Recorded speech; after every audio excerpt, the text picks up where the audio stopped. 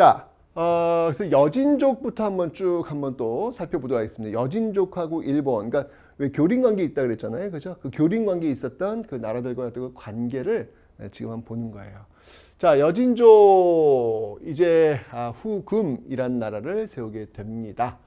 여진족이 세운 나라잖아요, 그죠? 후금이 이제 쭉 점점 커지니까 이제 광해군 때 여러분들 뭘 한다 그랬죠? 중립외교, 이 중립외교를 보여주는 대표적인 인물이 있다라고 설명드렸습니다. 어떤 누구의 투항? 그렇죠. 강홍립 투항. 강홍립 투항. 이거 다 배운 거 하는 겁니다, 여러분들. 우리 복습하는 거예요, 지금요. 강홍립 투항 기억하시라고 설명드렸습니다. 자, 이렇게 되면서 결국 광해군은 쫓겨나요. 이렇게 정말 제조지은의 어떤 그 은혜도 모르는 이 나쁜 것! 하면서 쫓겨난단 말이에요. 이게 이제 그러면서 인조 정부가 들어오죠. 이 서인이 중심되어서 이제 인조 반정, 여기서 이제 반정을 일으키면서 서인 정부의 반정과 함께 결국은 인조 정부가 들어서게 됐는데, 인조는 당연히 중립외교 이런 말도 안 되는 이런 짐승과도 못한 친명배금, 우리는 오로지 명나라, 그리고 후금 따윈 필요 없다 배척하는 친명배금 정치. 이것 때문에 이제 붙는 거잖아요, 그죠? 자, 첫 번째 후금하고 붙었던 게 바로 정묘호란, 그죠? 이 정묘호란 때 이제 활약했던 대표적인 인물이 있다면 뭐 정봉수라든지 이립, 용골산성, 정봉수라든지 용골산성에서 활약했던, 그다음에 이립, 뭐 이런 어떤 분들이 의병을 통해 가지고 또 막아낸 어떤 그런 모습들 때문에 후금이 거칠게 싸우러 들어왔지만 결국은 형제 관계를 맺고 돌아간다라고 설명드렸어요. 그럼에도 불구하고 친명배금 정책을 벌이지 않으니까 또 쳐들어오죠. 이게 이제 뭐였냐면 바로 병자호란이다 라고 설명드렸죠. 그래서 이 병자호란 때 이제 또 대표적인 인물이 바로 최명길, 그죠? 최명길과 김상언을 기억하시라고 제가 설명을 드렸던 그런 내용들입니다. 자, 어쩌니 인조 정부는 남한산성에서 47일간의 항쟁 끝에 결국은 삼전도로 나와서 항복을 하게 되더라. 굴욕적인 항복을 하게 되더라. 제가 그 굴욕적인 항복을 보게 되었고, 또 청나라까지 끌려갔던 효종, 복림대군이잖아요. 이 효종이 결국은 왕위에 오르게 됩니다. 당연히 아버지를 그렇게 무릎 꿇려던 그 나쁜 노랑캐들, 가만히 둘 수 없어! 라고 하면서 북벌을 들고 나오고 있습니다. 자, 이 북벌을 들고 나왔던 그 대표적인 인물들을 한번 들어봐라 라고 한다면, 북벌의 대명사는 이제 송시열, 효종과 함께 송시열, 그 다음에 윤휴, 이런 인물들이 되겠습니다. 송시열, 윤휴, 이런 인물들이 되겠습니다. 근데 이게 참 재밌는 게 뭐냐면, 그러니까 여러분들이 이런 걸 잘 보셔야 돼요. 정치인들이 외치는 구호, 뭔가 어떤 그 뭐라고 할까, 이걸, 그러니까 정치인들은 알고 있는 거예요. 자기들이 왜 이런 것들을 주장하는지를 알고는 있어요. 하지만 그 아는 티를 내지 않는 거죠. 내지 않으면서 직진, 돌격 앞으로 라고 이야기를 하는 그런 모습들. 그러면 그 돌격 앞으로라는 그 구호만 보면서 우리는 앞으로 나가야 될 것 같아 라는 어떤 생각이 들 수도 있단 말이에요. 근데 역사를 이렇게 공부하다 보면 그 돌격 앞으로라고 하는 구호만 들리는 게 아니라, 역사 공부 좀 하다 보면 그 돌격 앞으로라는 그 구호에 담겨 있는 그 정치인의 의도는 무엇인지도 알 수가 있어요. 그 의도가 건강하다면 돌격 앞으로 해야죠. 그런데 의도가 건강하지 않은 수가 있단 말이에요. 예를 들면 이거예요. 지금 북벌론을 지금 주장하고 있잖아요.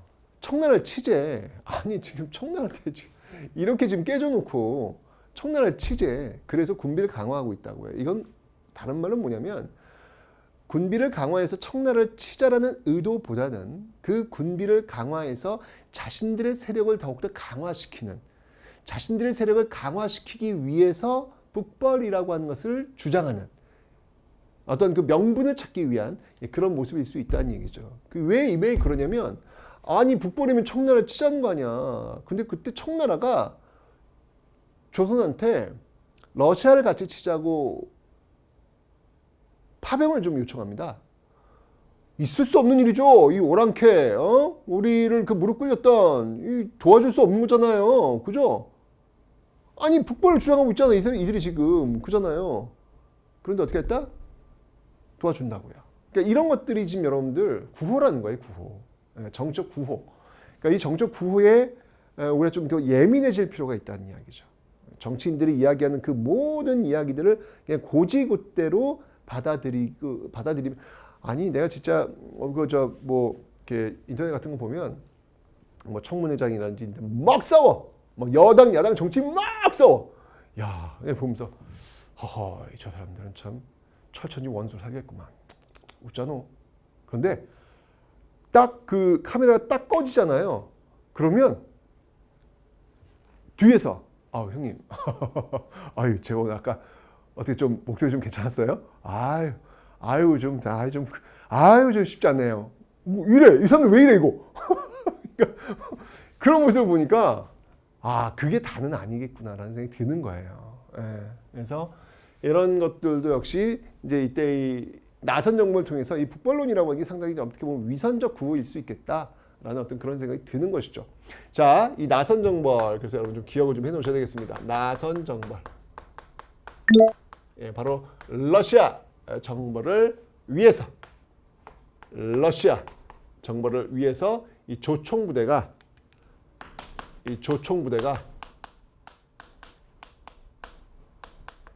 출동을 합니다. 되게 슬퍼요. 가서 우리가 총을 잘 쏴요. 그래서 큰 승리를 거둬요. 이기고 돌아와요. 그런데도 불구하고 그 누구도 이 개선 장군이잖아요, 여러분들. 그죠? 근데 그 누구도 반가이 맞이해 주지 않습니다. 왜? 오랑캐를 도운 군대라는 거죠. 뭐야? 자기들이 보내놓고 이겨갖고 왔는데도 불구하고 환영해 주지 않는 거죠.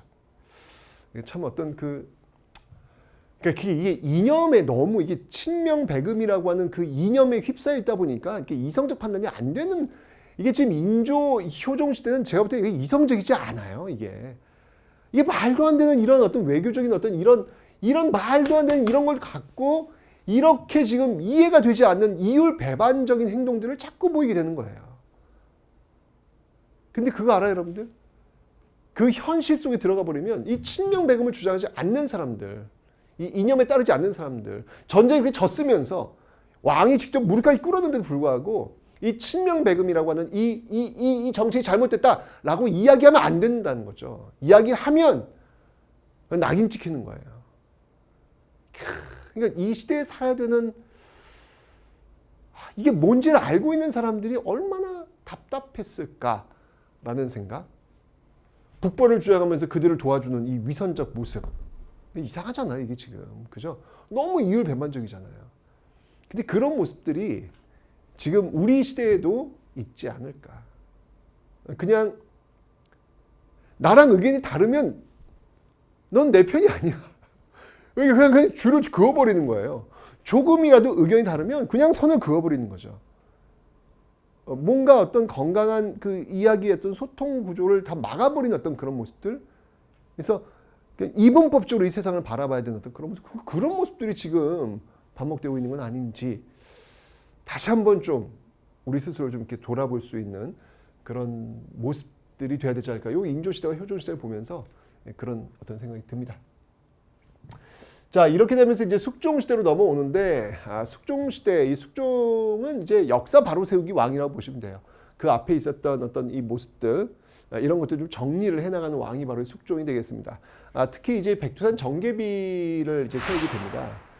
이건 뭐냐면 청과의 그 영토 분쟁, 이 문제를 좀 해결할 필요가 있겠다라고 해서 백두산 정계비를 세우는데 이 백두산 정계비의 그 내용을 보면 어떤 내용이냐면 서위 압록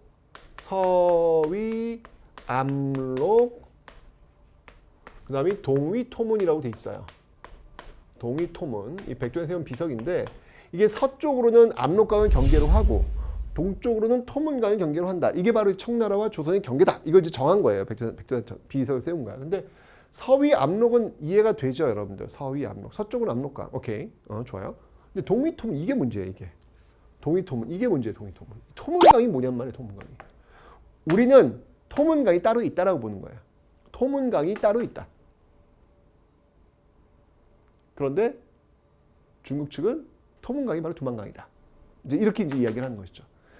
토문강이 따로 흐르면 이 위쪽으로 뚝 흐르면 이게 이제 바로 간도와 이제 논쟁이 되는 거예요. 이 토문강이라고 하는 이 동이토문이라고 하는 이 문구 속에서 바로 이제 이 간도 문제가 나오는 거예요. 간도 문제.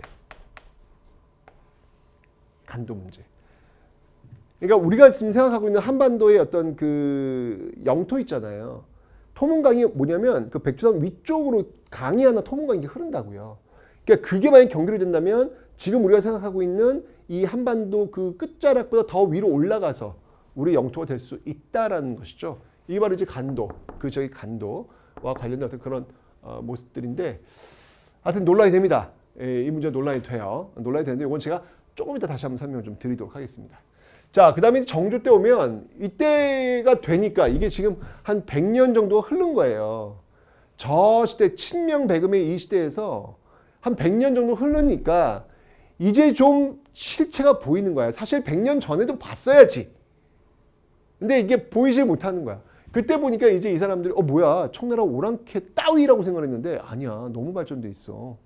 우리가 이제 정신 좀 차리고 청나라 그들로부터 배우자. 이 북학은 앞에 있는 북벌과는 정반대의 개념이에요.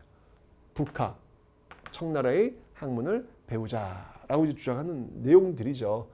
이런 북학파들의 대표적인 인물들이 있다면 박지원이라든지 또는 뭐 박재가라든지 이런 인물들이 이제 본격적으로 활동을 하는 그런 시기. 야, 정말 그래도 좀 이성적으로 있는 그대로 보는 그 눈을 갖는데 걸린 시간이 100년이라고요. 이게 이렇게 어렵네. 예. 그런 걸 보면 지금 우리가 이렇게 이분법적으로 이 세상을 바라보면서 너가 내랑 똑같지 않으면 너는 나의 적이야 라고 생각하는 어떤 이분법적인 어떤 이런 모습들, 서로 적대시하는 어떤 이런 모습들, 이게 치유되기는 이렇게 금방은 안 되겠구나 라는 어떤 그런 생각이 또 들어요. 이렇게 보니까 시간이 많이 걸리더라고요. 네. 이제 역사를 배우니까 자꾸 그 간극을 좁히려고 노력해야 되지 않을까. 역사를 배우는 이유가 이제 그런 데 나오는 게 아닐까라는 그런 생각이 듭니다. 자, 그리고 나서 자, 이제 이 간도 이야기를 한번 좀 더 가봐야 될 것 같습니다. 자, 이 대한 제국 시기가 되면요, 이 간도 문제를 어떻게 해결할 거나라는 어떤 그런 문제점들, 이 간도 문제, 이걸 어떻게 해결할까나 이렇게 와서 짜잔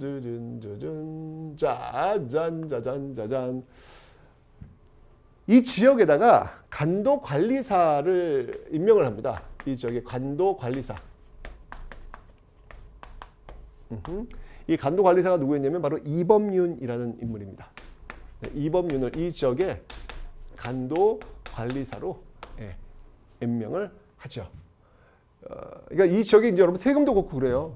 그러니까 이 지역, 그러니까 아까도 얘기했지만 그 두만강 위쪽을 얘기하는 거예요. 그 지역에 이제 이범윤이 간도 관리사로 이제 임명되어가지고 그 지역에 세금도 걷고 그 지역에 조선인들 굉장히 많이 살았거든요. 그러니까 세금을 걷는다는 얘기는 그 지역이 우리의 영토라는 것을 의미하는 거잖아요, 그죠? 그런데 이게 웬일이죠? 1909년에 간도 협약이라는 걸 체결합니다. 간도 협약이라는 것을 체결합니다. 1909년에.